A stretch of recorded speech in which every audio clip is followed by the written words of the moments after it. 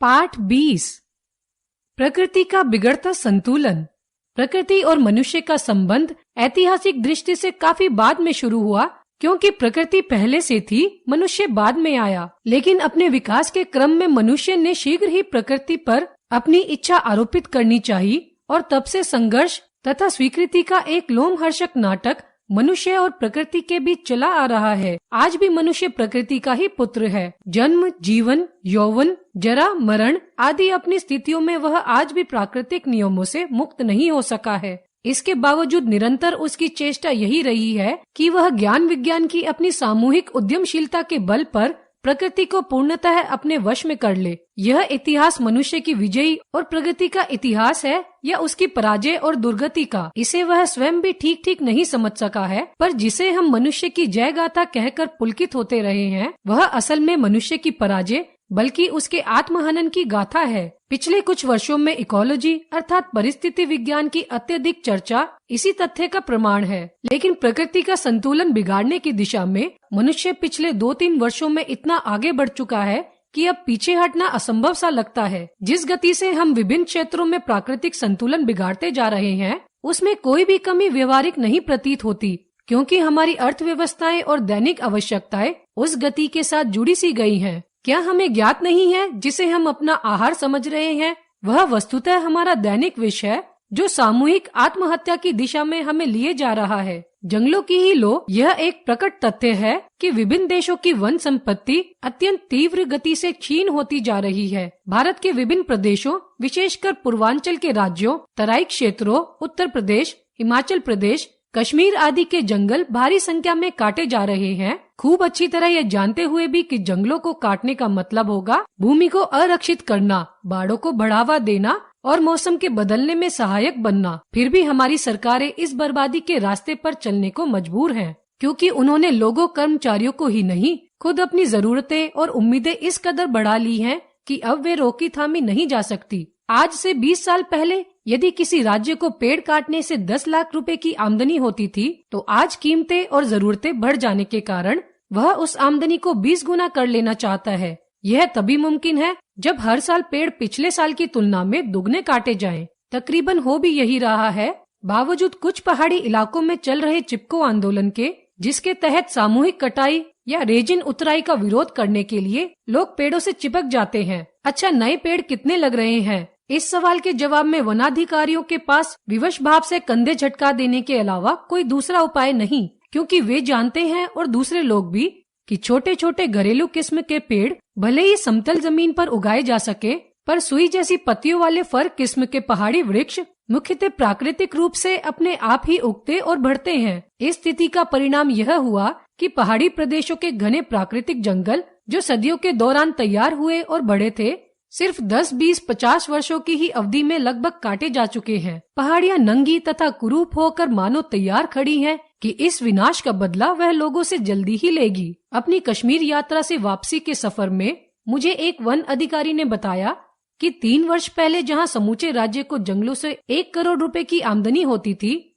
वहीं आज 3 करोड़ की आमदनी है और कोशिश यह है कि हर साल वह इसी तरह बढ़ती रहे। नतीजा यह है कि जहां हमें काटने के लिए जंगल 5000 फुट पर मिल जाते थे, वहां अब वे 9-10 हजार की फुट की ऊंचाई पर मिलते हैं। बीच के तमाम जंगल हमने काट डाले और वह दिन दूर नहीं, सिर्फ 10-15 साल और जब हम 14,000 की फुट की ऊंचाई तक पहुंच जाएंगे, जहां केवल भोजपत्र के वृक्ष हैं, जिनकी छाल पर एक जमाने में लिखा जाता था, जिनसे इमारतें नहीं बनाई जा सकती, पर जिनके अलावा हमारे पास कोई और उपाय न बचेगा, क्योंकि 14,000 फुट के ऊपर किसी भी तरह के पेड़ पौधे नहीं उगते, सिर्फ बर्फ से ढकी पहाड़ियां होती है।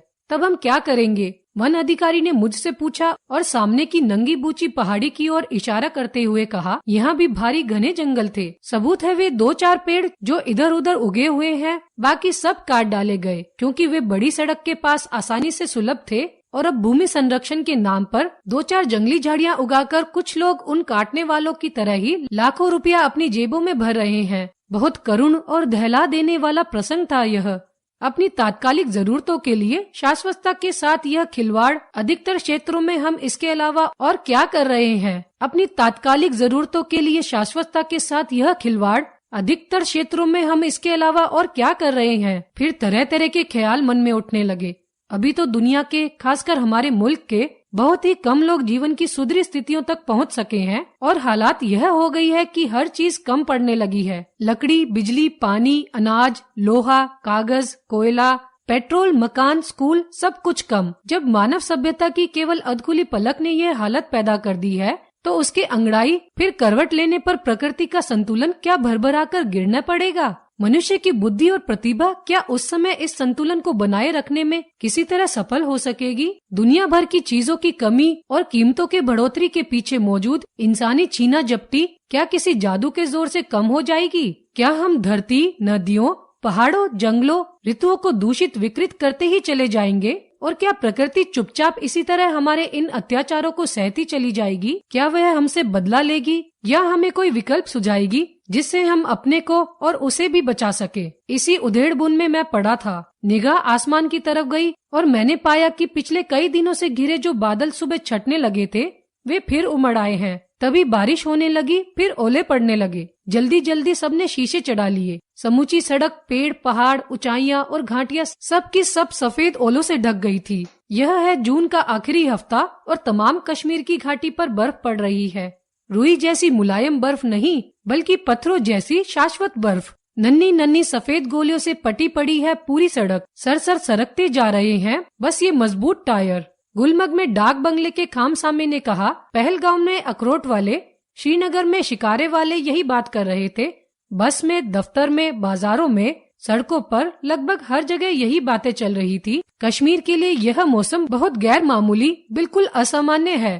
पहले तो रेल हड़ताल ने कश्मीर के सारे धंधे को चौपट कर दिया, फिर ओले पानी ने फलों और फसलों को। कहर पड़ेगा इस साल कहर। किसी कश्मीरी के होठों से निकला हुआ यह वाक्य मुझे कचोटता रहा। मुमकिन है यह केवल भ्रम हो, पर उस समय मेरे मन में विचार उठा था कि इसका दोष हम व्यर्थ ही प्रकृति को देते हैं। क्या हम खुद इस हालात के लिए लगभग उतने ही दोषी नहीं? बढ़ती हुई गरीबी और बिगड़ती हुई आर्थिक दशा को ठीक करने के लिए जब हम प्रकृति के साथ इतना अधिक हस्तक्षेप करेंगे, आमदनी बढ़ाने के लिए ज्यादा से ज्यादा जंगल काटेंगे, नदियों के पानी में कारखानों का रासायनिक मलबा और शहरों की भरपूर गंदगी घोलेंगे, पहाड़ों को तोड़ फोड़ कर हर जगह पक्की पुख्ता सड़कें बनाने शुरू कर देंगे, तो नदियों के तल में मिट्टी इकट्ठी हो जाने के कारण बाढ़ें आएंगी। गंदे पानी को पीकर लोग सुस्त और बीमार होंगे। सड़कों पर जगह जगह पहाड़ों से टूटकर पत्थर गिरने लगेंगे। मौसम कुछ के कुछ होने लगेंगे और बौखलाकर जब हम प्रकृति के खिलाफ अपनी लड़ाई और तेज करेंगे तो क्या आखिरकार हम खुद अपनी ही मौत का सामान इकट्ठा न कर रहे होंगे? मुड़ो प्रकृति की ओर,